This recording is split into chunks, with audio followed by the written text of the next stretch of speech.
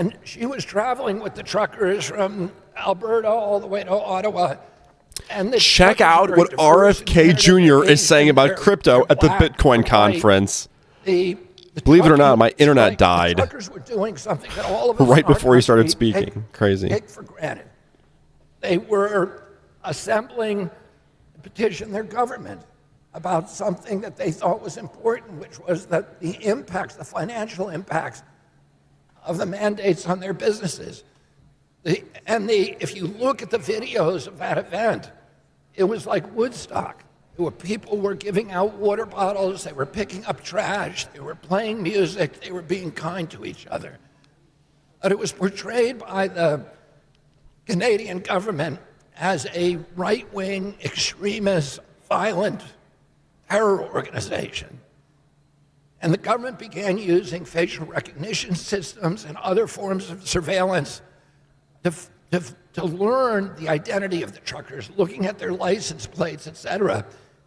And then it froze their bank accounts.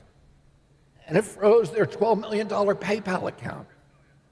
And when Canada did that, it occurred that the premier template of democracy in the world besides the United States, it occurred to me immediately that transactional freedom was as important as freedom of expression in the First Amendment.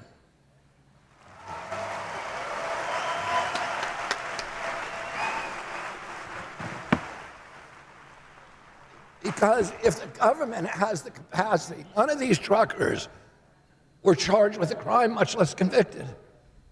And yet the government was able to shut down their bank accounts. They couldn't pay their mortgages. They couldn't buy diesel for their trucks. They couldn't buy food for their children. One trucker told me that he was going to jail because he couldn't make mandatory alimony payments. Oh.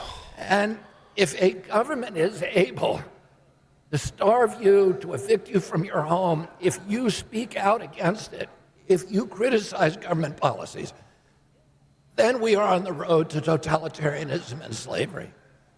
And I began at that time looking seriously for alternatives, and it was that incident that led me immediately to grasp the potential of this technology to provide transactional freedom and self-sovereignty. Last year at this conference, I proposed that as your president, I would fight to ensure the right to self-custody Bitcoin, to run nodes in our own homes, to stop the federal government from usurping the First Amendment rights to open source, privacy-enhancing technologies. I pledged to prevent government officials from adopting CBDCs, which would inevitably morph into what we saw in Canada, a malevolent tool for surveillance and control. Most importantly, I promised to secure the United States position as the global hub of cryptocurrency, innovation and entrepreneurship and investment and technology. Absolutely what we would love to hear.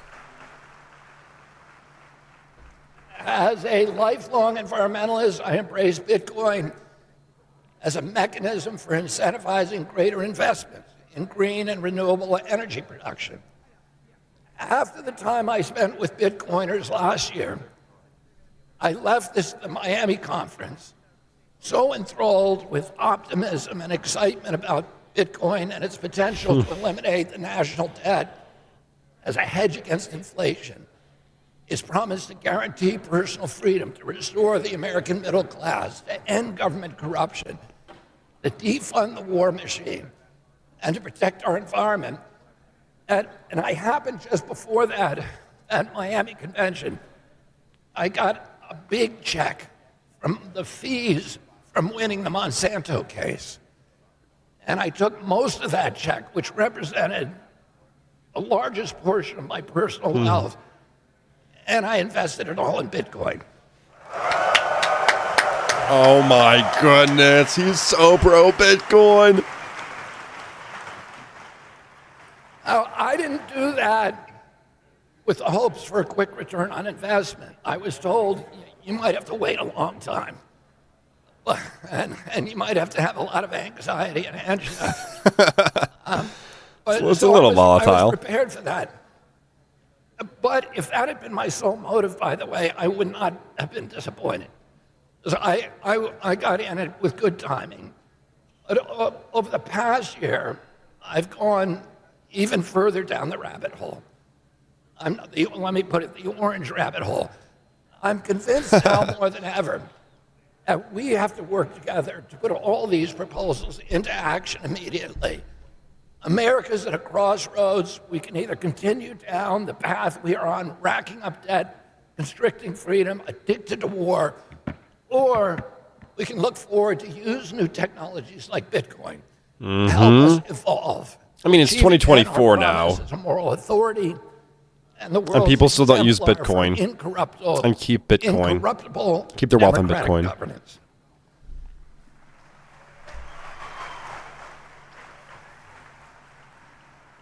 Now, I'm very happy to learn that I'm not the only one talking about Bitcoin in this year's election. Nothing could make me more joyful than to see other political leaders now jumping on the Bitcoin bandwagon. I've had over a year's head start to study, to understand, to articulate the potential of Bitcoin. And my goal as the first Bitcoin president will be to enact policies that will make America the world's greatest representative for Bitcoin and a proponent of its democratic values. I grew up assuming that America would always maintain its status as the world leader, the leader of the free world. But ever since the collapse of the Soviet Union in 1993, we've paradoxically been moving in a declining spiral away from that role. Hubris, military adventurism, and corruption have put America's political and economic power in precipitous decline. Our dollar is rapidly losing its reserve currency status because we've weaponized it against other countries. When we disagree with the policies of another country, we kick them off the SWIFT system and we debank them. As a predictable result of that strategy, the BRICS nations are now in the process of de-dollarizing by getting off the petrodollar. They realize that trading their commodities and other hard resources for money that is printed out Hi, of thin everyone air tuning in. This is a going on losing Bitcoin, proposition. so we're trying not to talk that This much. trend will What's up, likely though? accelerate until we make the tough transition toward backing our debt obligations with hard assets again.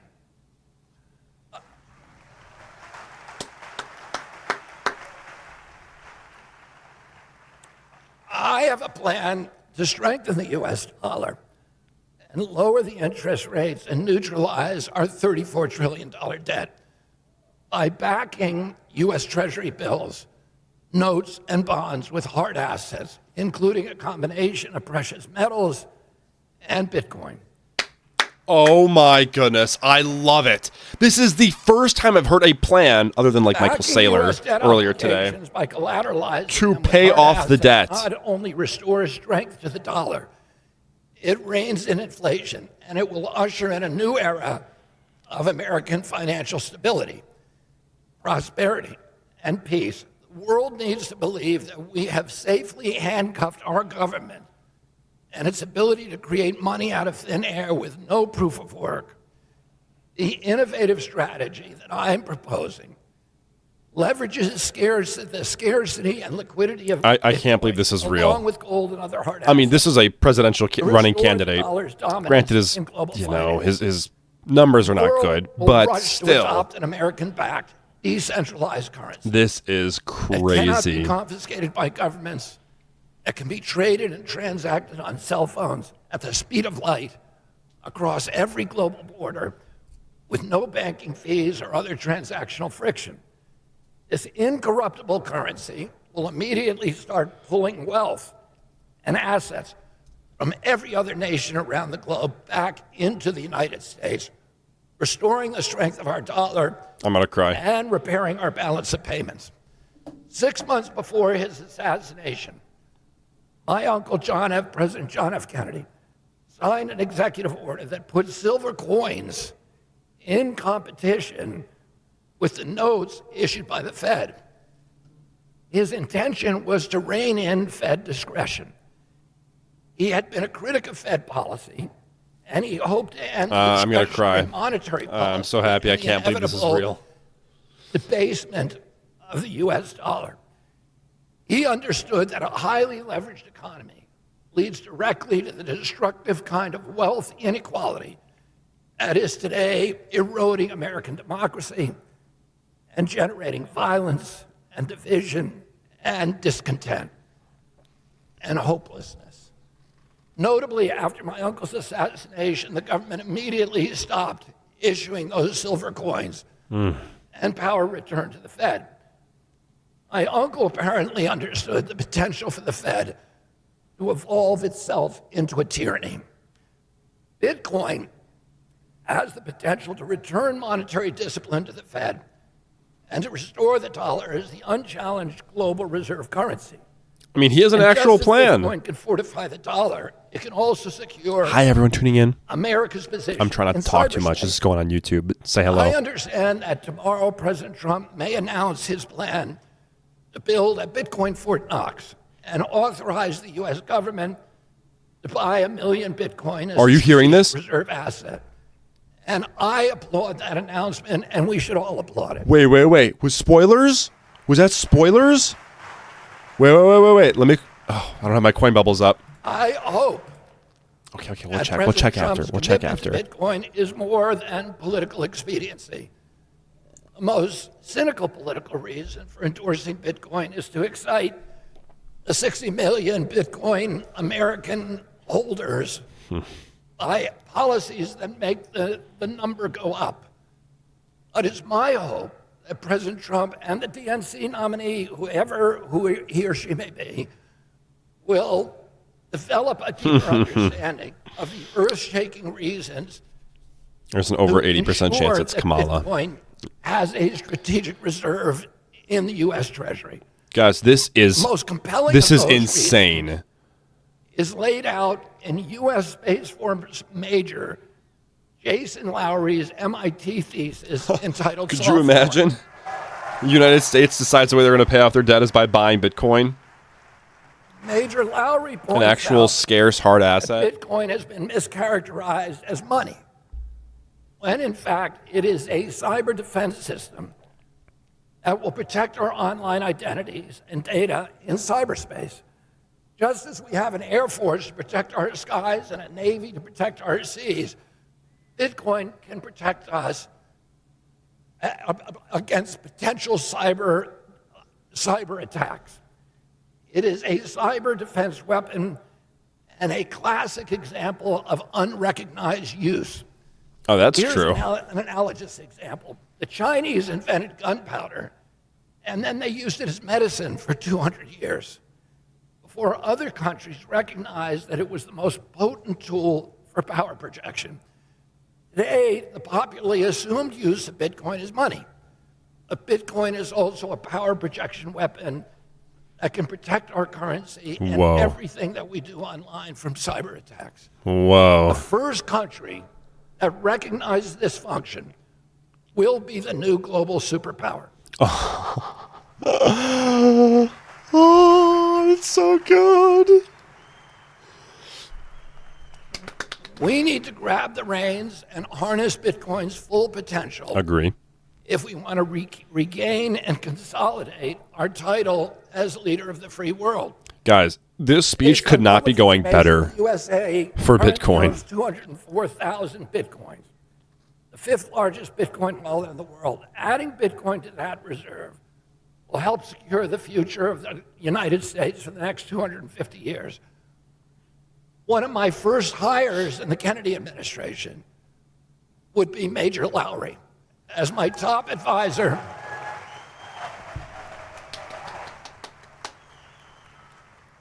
As my top advisor for my national security team.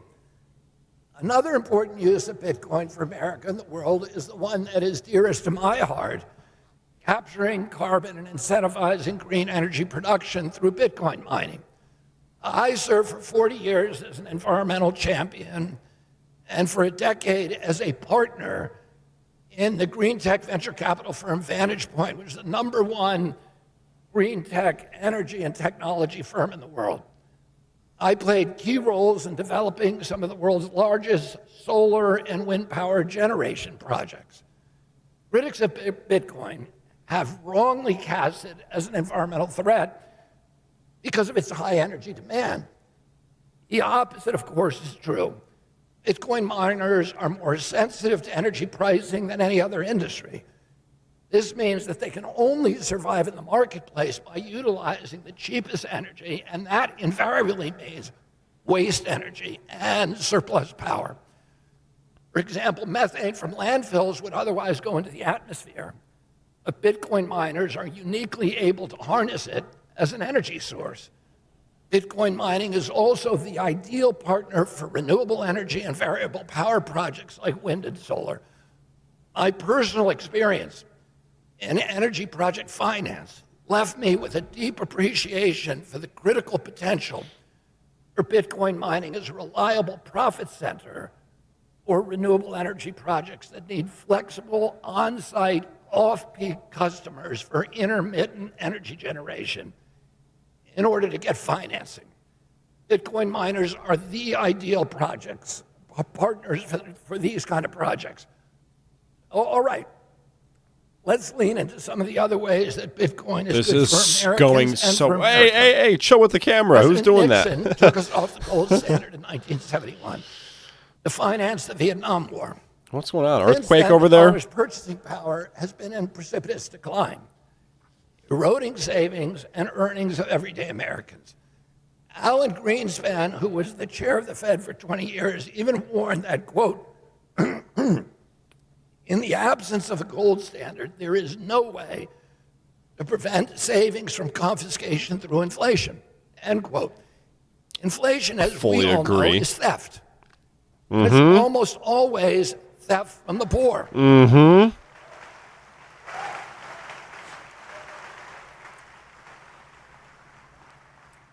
The Fed has engineered an uber-efficient money printing machine to perpetrate the systematic robbery that has gutted the American middle class and decimated America's working poor. The obscene money printing has drained our citizens of their purchasing power through the hidden tax of inflation. And it was the Trump and Biden administration's reckless embrace of money printing that have pushed the middle class over the tipping point now. American households are now buckling under the strain. Let's look at it simply. No one can afford houses anymore. If you had $1,000 6 years ago, every time you go to the grocery store, that $1,000 it's over $100. Has a value of $520 today in terms of its capacity to purchase goods and services. Mortgages have doubled in 4 years. No wonder half of the 18 to 30-year-olds are still living at home, unable to afford the homes that provide the first step toward the American dream. No wonder our younger Americans are marrying later, delaying or even abandoning the choice to start a family. Their dwindling purchasing power forces them into these sacrifices. The hopelessness of the task of steadily growing savings, which we all assumed that was just part of our lives, it has pushed, and now today this generation is facing these moving goalposts. They make this is money, heartbreaking. they think they're doing well, and then the money disappears. And heartbreaking. Not for anything they did, but because inflation. And it has pushed this whole generation into a kind of financial nihilism. And it's contributed to the epidemics of depression, of suicide, of hopelessness, of alienation, of dispossession, of the loss of pride in our country, the loss of hope for their own generation and their own futures among young Americans. Healthcare costs are also increasing exponentially. I talked a couple of months ago with a young New Hampshire couple, and they told me with tears in their eyes how they had gotten in an argument, the husband and wife, holding a crying baby in their arms at night and having to wonder about whether that baby was $50 sick or $100 sick or $500 sick before they brought him to the emergency room. Over half of Americans cannot put their hands on $1,000 if they have emergency. If you are part of that cohort and the engine light goes on in your car, it is the apocalypse, because you know you're not going to be able to afford the mechanic. You won't be able to get to work. You won't be able to pay your rent, and then you're going to be out on the sidewalk.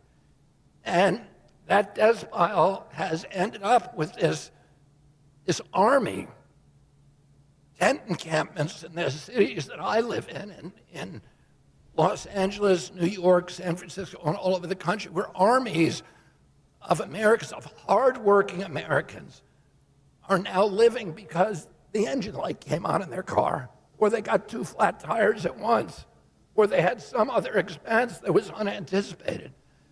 Walk outside and you're going to see it.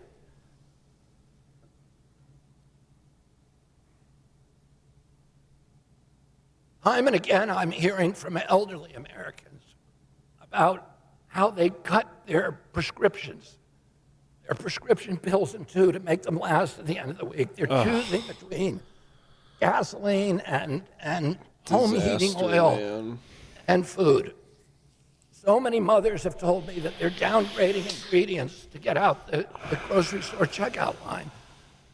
Americans today are being forced to make these gut-wrenching It's so decisions sad what's going because on. our money is broken. Yeah. With a beleaguered American middle class. So sad what's going on with our dollar. No one can afford houses. No one can afford kids. No one can afford it. Groceries, Middle class, medications. Off-ramp from the inflation highway of doom. If the world were on a Bitcoin standard and our money held its value, we would all have the ability to live more abundant lives. Mm-hmm. Bitcoiners have it right. Fix the money, fix the world. That was so good. That's not it, though. That was just a line. What a great line. Ugh. The discipline of tying our dollars to hard assets like Bitcoin will also finally break our addiction to forever wars. Fiat currency was invented to fund war. As I pointed out just now, President Nixon got us off the gold standard in 1971 because printing fiat currency was the only way to continually finance the Vietnam War. Yep. Prior to fiat currency, when a country ran out of money, the war would end. Or if a government wanted to fund a war, it would issue war bonds and borrow the money from its citizens, or it would tell them in advance, we're going to tax you. Today, governments don't need to even ask that permission. They just print the money. And if the disastrous. and they fund the war with fake money. If the world was on a Bitcoin standard, then there would be no war because the governments can't print Bitcoin.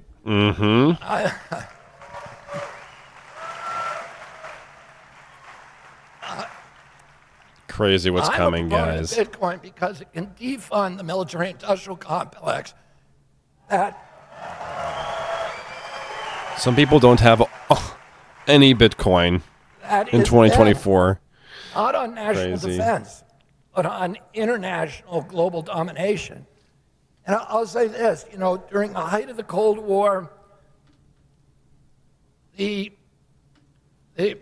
military budget was about $500 billion in 2024 dollars.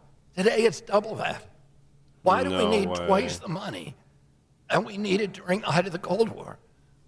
Well, we need it because it has nothing to do with national defense.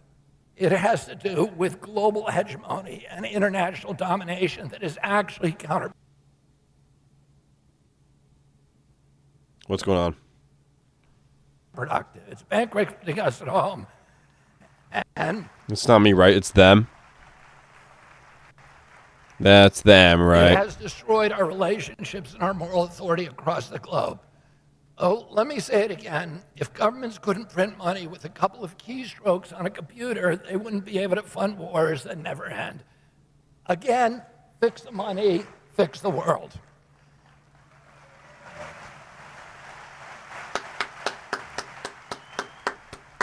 I mean, that's what we're here for, right? One of the main reasons this could not be going better. This is going so well. The war machine. Wow. To reach that goal, it's so nice to hear such high-ranking, politicians be saying such crazy bullish things for Bitcoin. The conversion of Bitcoin back into dollars will be non-reportable transaction to the IRS and not subject to capital gains. Oh my goodness, that would be so fantastic. You don't have to pay ridiculous capital gains tax on your own Bitcoin, your true honest money. Guarantees the right to privacy. As the constitutionalist, I'm adamant defender of our right to financial and transactional privacy. When U.S. citizens are required to report every Bitcoin transaction to the IRS, the government knows everything that we are doing with our money. Governments have no business knowing your business. Man, he's so awesome. He's so great. More importantly, making the direct ownership of Bitcoin tax-free creates financial incentive to own Bitcoin and not a Bitcoin ETF, which is a security. He's so and therefore great. Subject to capital It's a shame gains. he's polling so. This is crucial because direct ownership of Bitcoin keeps it decentralized. And not well. And that is the only way to prevent BlackRock and other global asset managers from having undue influence over the Bitcoin network, over its forks, and over its upgrades.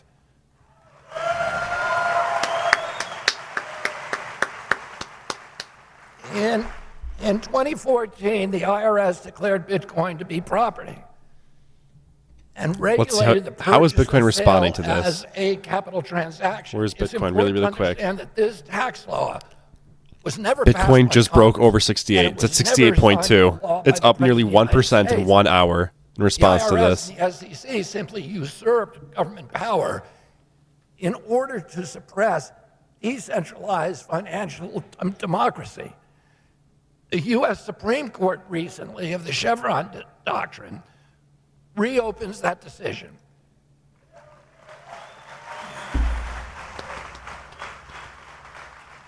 And that decision has allowed freedom-fighting Bitcoiners to challenge the constitutionality of taxing Bitcoin for the 2024 year.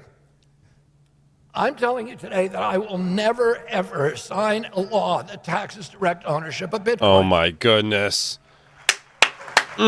He's so great. I hope he sticks around in politics. I will use my power to reverse any law that does so.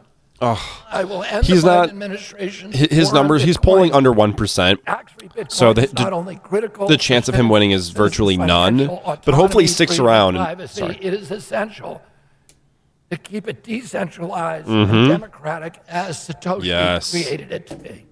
But hopefully he sticks around in politics because he is so good. He is so good. I hope he sticks Finally, around. Bitcoin guarantees property rights. With freely transactable Bitcoin, no government will be able to confiscate or tax your wealth at the border. This is another example of Bitcoin's potency as a weapon against totalitarianism. So as this election cycle starts to heat up, you have choices to make. You've heard what I propose to do. Let's compare that to what my Republican opponent proposes. And I welcome President Trump's new enthusiasm for Bitcoin. Yo, that He's speech only tomorrow weeks into the Bitcoin will be dialogue. crazy. And I have the Make sure advantage to of subscribe and turn being notifications longer. on so you can join us tomorrow Right, live. hopefully his learning during curve that will party mirror of the a kind speech. that I went through. My guess is that initially, at least, there's going to be a lot of talk about pricing and how a change in government policies can make Bitcoiners wealthy. But we all know that that is just one of the minor points to Bitcoin. I just broke my pen. Bitcoin is about something much bigger. This is just going so well, guys. This is such great news. Bitcoin is about our souls. It's about our values. The price go up feature is the least of all of its attributes. President Trump I'm going to cry. has a long way to go to explain how his personal values align with those of Bitcoiners. If he doesn't do that, then we don't really have any assurance, do we, that his endorsement is not another ephemeral monetary policy fad du jour. That assurance will require him to repudiate some of the central policies of his last administration. During his years in the White House, President Trump had consistently spoke out against Bitcoin. In December of 2020, he was openly hostile to Bitcoin. Here's the political side of this. Here's the ugly political side, guys. This was a time when Americans, particularly more than any time, he's trying to get votes from Trump. Any store of he's trying to steal some of Trump supporters. Compensate to the hits to their income from the lockdowns, from the declining purchasing power due to the money printing orgy and the COVID closures of all of our businesses.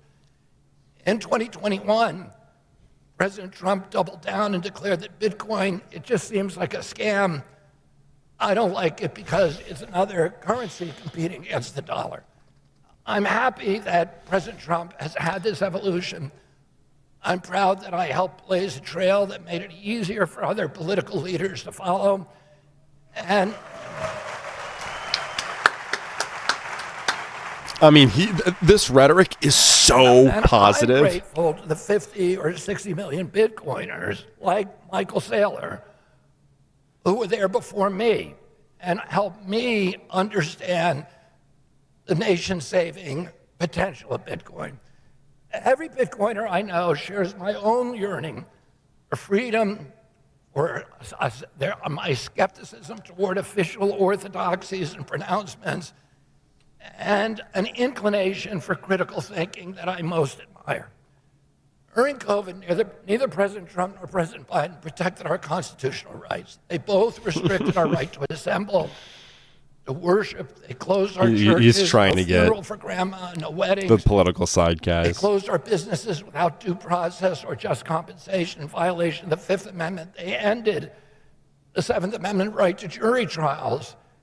They assaulted the Fourth Amendment prohibition against warrantless searches and seizures, and also both these administrations allowed the FBI and the spy agencies to suppress our rights to free speech by working with social media companies to deplatform people who criticize government policies.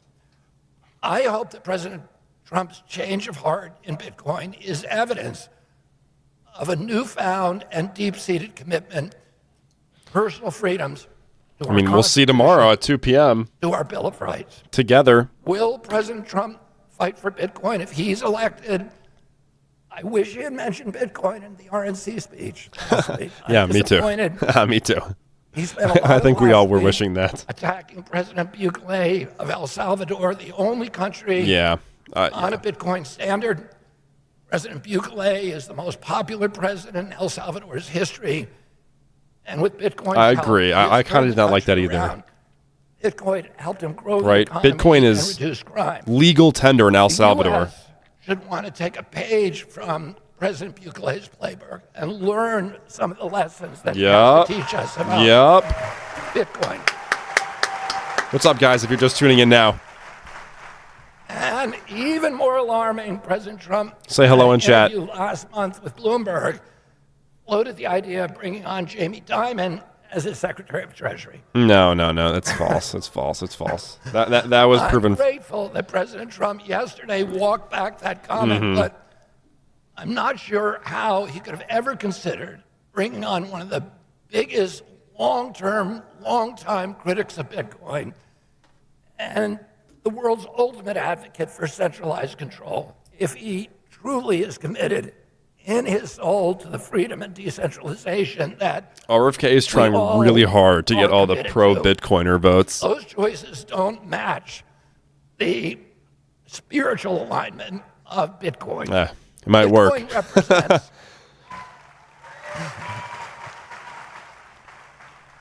I mean, personally, I would rather see somebody like Michael Saylor or Caitlin Long as Treasury Secretary. How awesome would that be?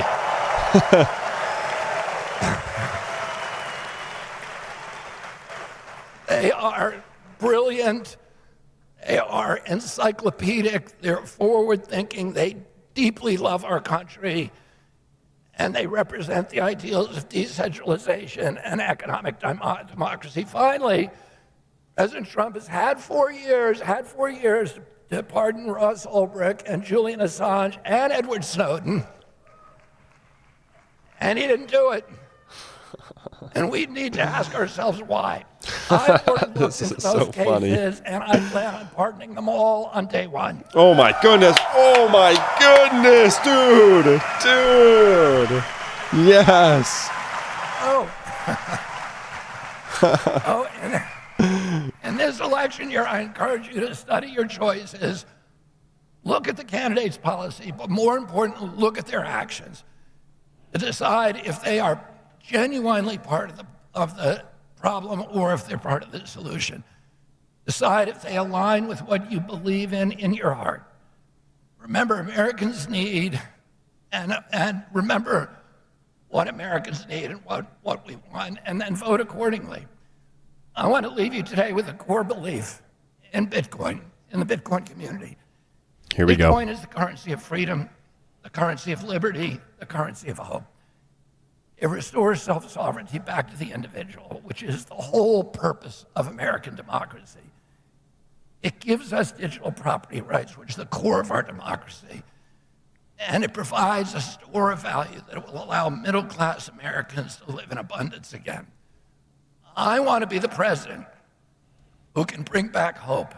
And I'm grateful to be part of your Bitcoin community. In fact, I don't think of myself as red.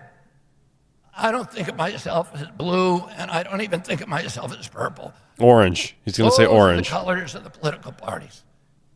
Instead, I think of myself as orange. Yeah, that was so good. Oh my goodness. I wish you were polling better. He's so great. No, I wish you were polling better, man. That was so good. He's the orange candidate. Guys, Bitcoin's logo is orange. This microphone. That is the color of freedom. And it's true. President Trump has orange hair. And I can only admire him for that from afar. I'll never be able to match him on that. That's true. It's a really great start. His hair is like orange. But I have an orange heart. And that's what you should sport. Thank you all very much. That was so good. Guys, that was so good. What did you think of that? Thank you for watching on YouTube. Make sure to subscribe, like, and turn notifications on so you can join us tomorrow live for the Trump speech. Guys, this is for YouTube. See you soon. Guys, that was just wild. Hi, everyone that's still here. That was our headline keynote for today.